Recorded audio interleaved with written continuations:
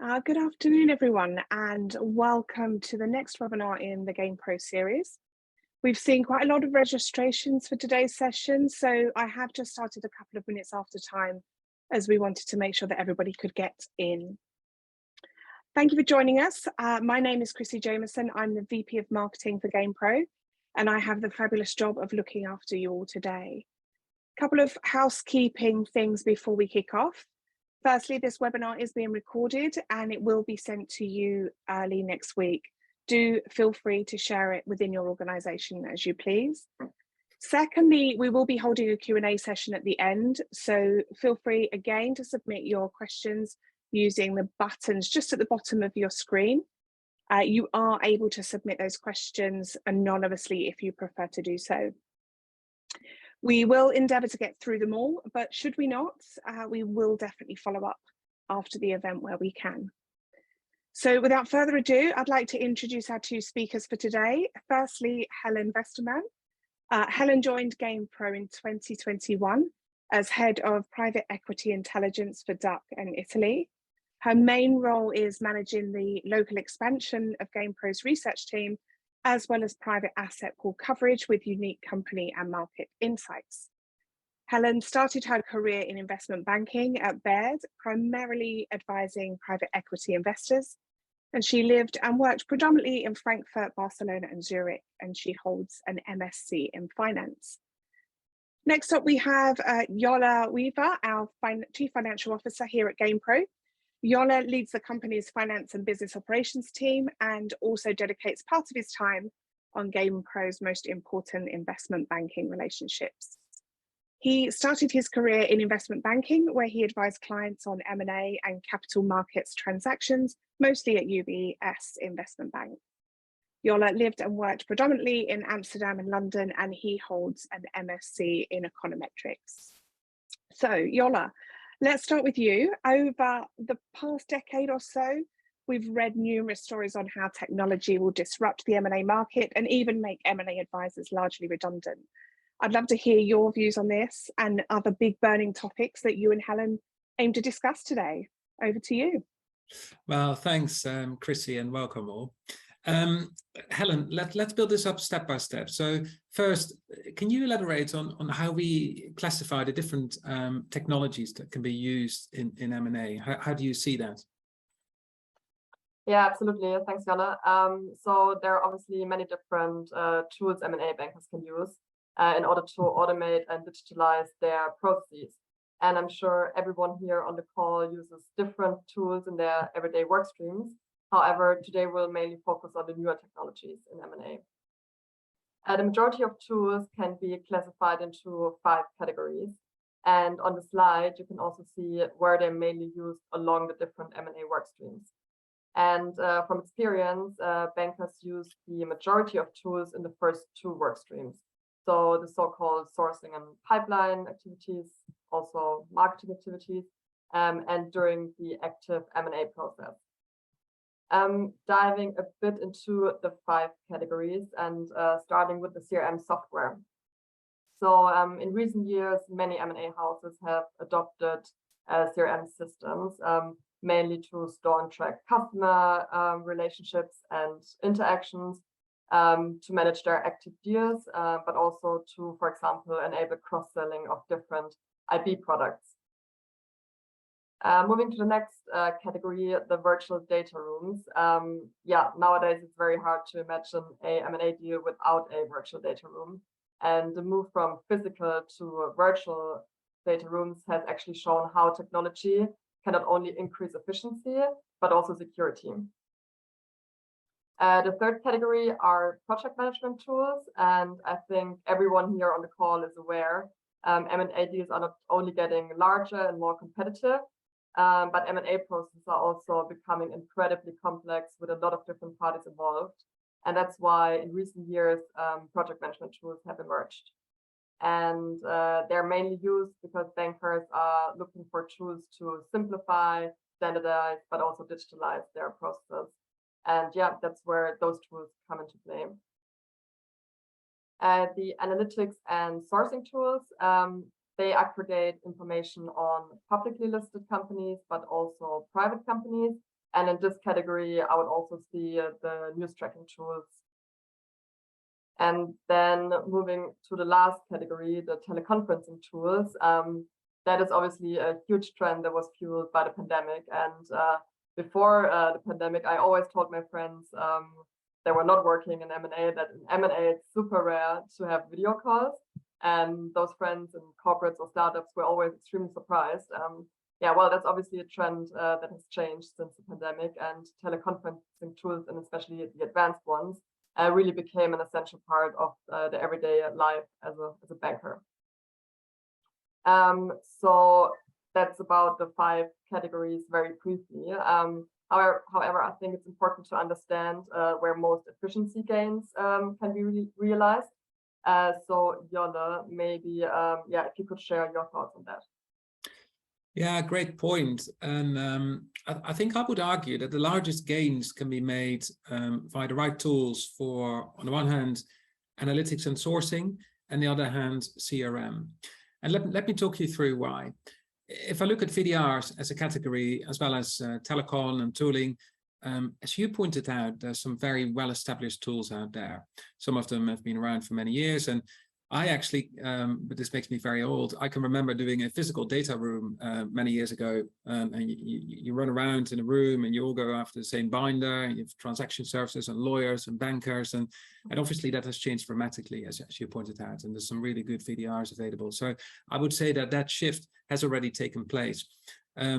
Looking at telecom and tooling, yes, it is important, and some product enhancements have taken place during the pandemic. And I do remember the days where you asked the team assistant to set up an audio call with lots of people, but all of that is a bit easier now. So, so quite a bit of innovation and efficiency gains have been achieved there. I think the same for project management, but where we see the biggest differentiators are the other two. So analytics, sourcing on the one hand, as well as the CRM. And it's not to say that the tools as such are new, but I think it is the way you can use them.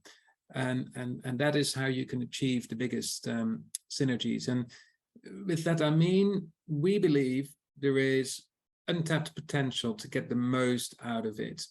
And that is not just for the CRM, it is also for the data sourcing. And in a way, the answer lies with getting things to talk to each other and getting the right output out of it, make it relevant for the end user. And a very important point is also to create a single source of truth. Where is that information stored? Is it in one place? Is it in multiple places? And too often we hear that Excel is still driving origination lists. All bankers love Excel. I love Excel. I still use it a lot, but it's not necessarily the best way to centralize your information and your data. So in short, some really good tools all around there, but we feel that the biggest efficiency gains at this point can be achieved with regards to right usage of CRM. So not the CRM as such, but the right way of using it, as well as for data analytics. So Helen, over to you then. So can you elaborate a little bit more about those two categories I singled out here? Yes, sure. Maybe starting with the CRM software.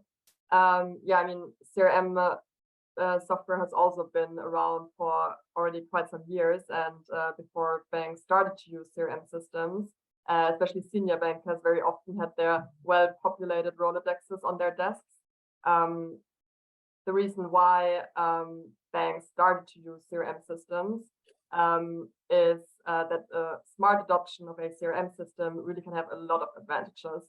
For example, you can build a central intelligence hub. You can improve information asymmetry across the firm, but you can also become less dependent on the intangible networks of your senior bankers. And for a CRM system to work well, it's pretty important upfront to agree what will be tracked, because usage discipline and also consistency is crucial. Moving to the analytics and sourcing tools, that's probably the broadest category of all. And I would kind of further break it down into tools that focus on the public market, tools that mainly cover private companies, and then the news providers such as merchant markets. And especially the tools for the public market, they come in very handy when you want to perform benchmarking or valuation exercises. And typically you can also access broker notes or credit ratings through those tools. However, the main issue with those tools is they often lack information on the private companies. And that's why in recent years, also tools for the private market have emerged. In my view, the best tools out there are not the tools that only focus on private or public company insights, but tools that also really try and automate sourcing workflows. And another huge benefit of those tools is that they can actually fully replace manual work streams. So think about industry research, mapping PE portfolios, or also company profiles. So yeah, I'm sure every junior banker on this call really appreciates those tools. Jolle, let's maybe spend a bit more time on the analytics and sourcing tools. I mean, at Gain.pro, you spend significant time with major banks and M&A advisors. How would a kind of best-in-class analytics and sourcing stack look like in your view? Yeah, so we do see many of our clients going through the process of setting up a best-in-class data stack, and it's really interesting to see people go through that because there are significant synergies that you can, or actually efficiencies is the better word, that you can obtain. And often people use a variety of sources, and you outlined that, but people use them independently. And again, without wanting to reiterate you, there's something for public companies, for private companies, there could be something for news, there could be something for data on debt structures, and there could be something for fee data or market shares. And then very importantly, there is that whole layer of internal information. What is the intelligence you pick up? Is there anything about the client relationship, anything about lending relationships, etc., depending on the structure of the organization. And what we frequently see is that Excel is, again, that linking pin, sometimes done within a certain team, sometimes slightly broader, but that is how this is often done. And we believe that the best way to address this is to feed all that relevant data into one platform, right? So everything gets together. And if you think about building that platform, you would need to take a step back and say, well, what is the best data source for each category? So what is the best of breed source? And that could be one for public companies and all the other categories that I mentioned. And then again, there will be an overlay of internal data. So you need to bring all of that together. And it sounds very easy, but there are quite a few things you would need to think about. You need to make sure all the data matches to the right company, which isn't super easy if you've got 5, 6 different sources. And there could also be multiple data points or multiple sources for a data point. So you need to think through which is the one you're going to prioritize. But still, this is what we feel is the best way. So bring all that data together so that anyone who wants to access that data can see in one glance what is available, and then identify the best sources. So that's how we see that best-in-class data stack. Okay. Well, I think that actually sounds rather complex. Maybe from your point of view, what are the key risks to such large-scale projects? Yeah, good point. Well, these are complex projects, and quite a few people tend to be involved. And I think it is key to build something that the user really requires, and their input is crucial to the product team and to the engineers. And in a way, you want to sit next to a user for a day and observe how they work and see, okay, where is the biggest needs, where are the biggest efficiencies, how can you make their life as easy as possible. But the other thing that is crucial, it should not just be adapted by for instance, junior bankers, but also the mid-level and senior bankers can benefit very heavily. So thinking about those 2 points, clearly some risks in here. The first risk is building something that is partly irrelevant. And the second risk is that you build something beautiful that is not going to be adopted by the full user group.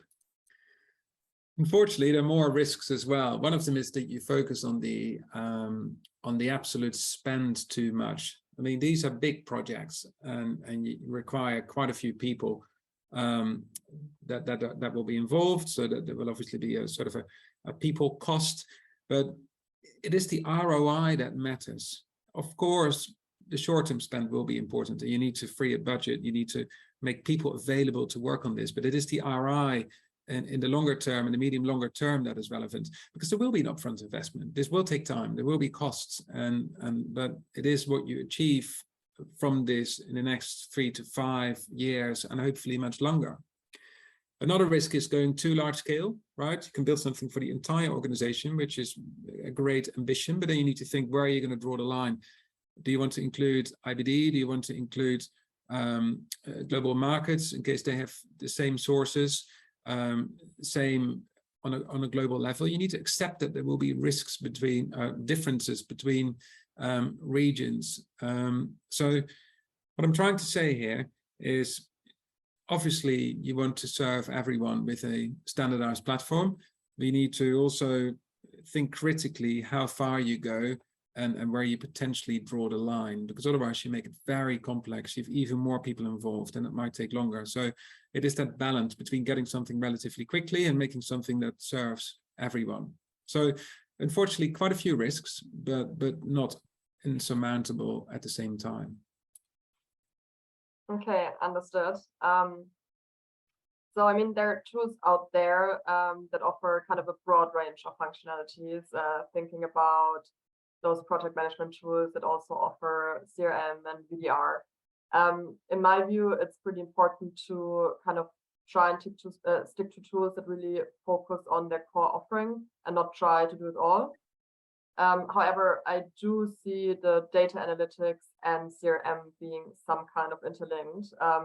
And especially for those two technologies, I think it's pretty important to have some kind of integration possibility. What's your view on that? Yeah, absolutely. I fully agree. And I spoke earlier about having a single source of truth, right? And giving users the opportunity to go to a central place where they can find everything. And that should be in one place. That could be in your CRM. All the data that you have, capture it in the CRM, internal sources, external sources. So if people need certain data, they can go there and see what is available. And obviously that brings up the question, well, it's going to be stuck in my CRM. How do I do the actual work? Think about a valuation analysis. But you can think about feeds, you can think about APIs, you can think about plugins. If you use Excel for your valuation analysis, which is what pretty much everyone does, then it would be fantastic if Excel is fed with data from that CRM. Again, that could be a plugin or something different. So it is driven by the data from that centralized place. And you can also think about standardized models, right? If that pops up, you want to do this type of analysis, this is the standard model that you use, which a lot of firms have. So once you've got that data, you can also go further, right? So if you have all that data in one place, you can start to think about bringing data scientists in or quants, and they can do different analysis on that sort of foundational data layer. And then you can take things really to the next level. And what you could do, for instance, is, okay, if you have all that data about assets coming to the market and maybe the behavior of financial sponsors, you can then start to think, okay, can we maybe predict which sponsor is going to be the most successful in something that might come to the market in 6 months from now? And that gives you information on who you may want to work for. So again, you benefit from having all that data in one place. Helen, let's go back to the main theme for this webinar, right? We've spoken about some of the technologies out there, the tool stack. We've also discussed where big synergies can be achieved in our view. But if you put all of this together, do you think that technology will disrupt the M&A markets in the sense that M&A advisors will become redundant? Maybe that's a very extreme case, but how do you see that? How do you see those technologies that are available impacting the role of an advisor? Yeah. Well, good question. However, I do not see a future where technology fully replaces M&A professionals, and I think that would also be a huge shame for everyone on this call here. However, I think to remain competitive in the long term, it's extremely important to understand that there needs to be a change in the way, or in kind of in the mindset of M&A professionals. First, around the way business is being done in general, but also about M&A processes are being run. And I'm pretty confident that using the right tech stack can really put deal makers one step ahead of competition and provide them with a competitive edge. So it's pretty important, I think, for decision makers to stop thinking about digital tools only as a means to kind of support their junior bankers, but really understanding the value add of those tools. And lastly, I think it's also pretty important that decision makers really trust their client-facing bankers, because they typically know what kind of tools they need. So decision makers should ideally empower them with the budget authority. Clear, thanks for that. So what are the 2-3 things that M&A advisors need to do to, well, let's call it future-proof themselves? What would you suggest? Yeah, good one. Well, I think actually there are quite a couple of things, right? Maybe first of all, I would suggest just sit down and kind of evaluate your entire M&A chain of activities, both for origination, but also for the execution phase. And then analyze it and try to identify kind of the largest pain points, the most time-consuming activities, and work out a plan to address them. And I think that should be done for different kind of seniority levels. So from a junior perspective, but also from a senior perspective. And the second thing I would recommend is to really just try and keep a very open mind and proactively see what's out there, what you don't use yet. And just ask yourself, is there anything out there that's not part of our processes yet, but that can really kind of make our advice to clients better? And I'm pretty sure there is. So it's really about the open-mindedness. It's about being curious about such potential new solutions, and then really invest time in reviewing those solutions. Yeah, I think that's about it. I think it's also a good time to move to our Q&A. Let me check whether any questions came in.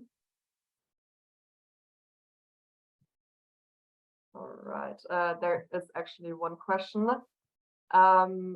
Maybe Jolle, that's one you can take. I sometimes hear about deal-making platforms.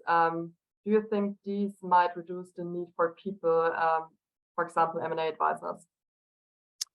Yeah, interesting question. Thanks for that. We've obviously seen the emergence of M&A called the marketplaces, right? Where you can go to and you can almost put your business for sale, and then that goes out to investors, and hopefully that leads to a deal. Some of them have a regional focus, not all, but what you typically see, they are used for, let's call it small and mid-cap deals, deals that tend to be a little bit smaller, and they use those platforms to get more visibility. So once a deal is smaller, it is sometimes more difficult to reach a broader audience, but it's not impossible, but also has to do with the role advisors play, etc. But with those networks, you can create more visibility and also reach people that you otherwise wouldn't reach potentially. So you get on the radar screen of new investors, new buyers. The other thing is there's sometimes some pretty good filters and matching capabilities that really help. And this is more from an investor point of view, but to see the assets that you want to see, sector selection, size, nature of the business, etc., etc. So there is definitely a role. However, I think that there is also and some people may disagree, but I think there is also an upper limit of the deals that would be sold via those platforms. I mean, if there's going to be a 10 billion sell side, I would not think that it's going to be done via one of those marketplaces, but more likely in the conventional way. So there is a role. It can absolutely be useful, but I think there's also a limit to what it can be used for. So I think also, will it have an impact on advisors? Well, I wouldn't think this leads to a significant reduced need for M&A advisors. Okay, let's have a look at the questions. I see one here. Helen mentioned CRM and analytics and sourcing software can lead to the highest efficiency gains. And what do you think about project management tools? Okay, I can take that one. Yeah, those project management tools, I think, are a pretty kind of fairly recent invention.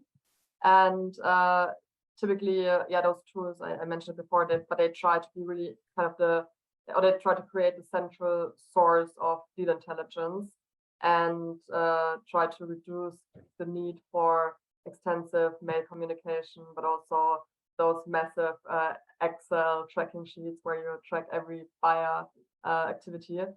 So ideally, if they work properly, they kind of improve the collaboration, but also communication during an M&A process, kind of across all levels of seniority.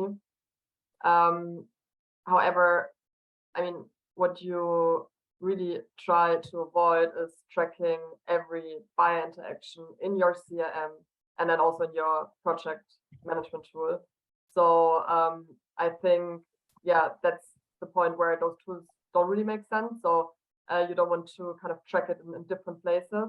So I believe it only makes sense if you have a tool which you can link with your CRM. And if that's possible, then I think you can also have, yeah, pretty significant efficiency gains. So if you go for a project management tool, then yeah, try to use one where you can then also link your CRM to.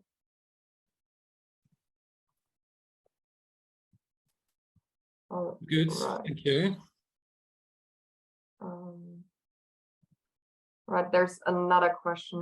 Maybe Jolle, that's one you can take. The question is, what's the role or kind of what the role of AI, so artificial intelligence and machine learning, can play in an M&A? Interesting one. Well, I think it can play a role, both, I mean, AI, ML, it can play a role in many areas. But at the same time, I think it's also important to realize that these terminologies, concepts are sometimes a bit hyped. And the question is, so where is the truly added value? But let me tell you this: they can be useful in many areas in finance. I mean, when it relates to credit decisions or fraud detection, on the trading side, you can use it. You can use it to recognize patterns in large data sets, etc. So there is an endless list of potential applications. And I think in M&A, there is a role for AI and ML also. However, I also think it should not be an objective per se. And I think the second thing is, it always starts with the data layer. What is it? What you've got available? So you need to get that data layer right. You need to get it in the right place. And I think the next step is then to think about the analysis you want to do. And I think when you reach that question, and if you conclude that AI, ML can play a role, then absolutely. But it should not be, as I said, the objective per se to do something. Oh, ML is doing this and this and this, and this is the outcome. But absolutely, to give you an example, right? If you think about all that data about companies and investors and your internal data, and maybe there is data on how people behave in auctions, you have some historical data from the auctions that you've ran yourself, right? I mean, you could consider an analysis where you say, well, put all of this data together and then fast forward for this asset that might come to the market in 6 or 12 months from now. Who do you think is the best bidder. And that is an exercise we obviously do in our heads often, but that's where AI/ML could play a role to come up with a certain prediction based on all that data. So it allows you to digest more data than you probably would be able to do as a human.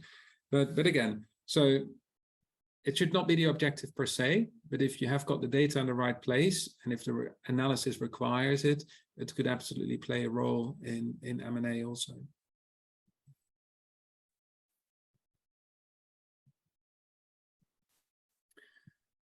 I'm just looking, I don't see any questions, so asking the audience if people do have more questions they wish to ask, now is probably the right moment.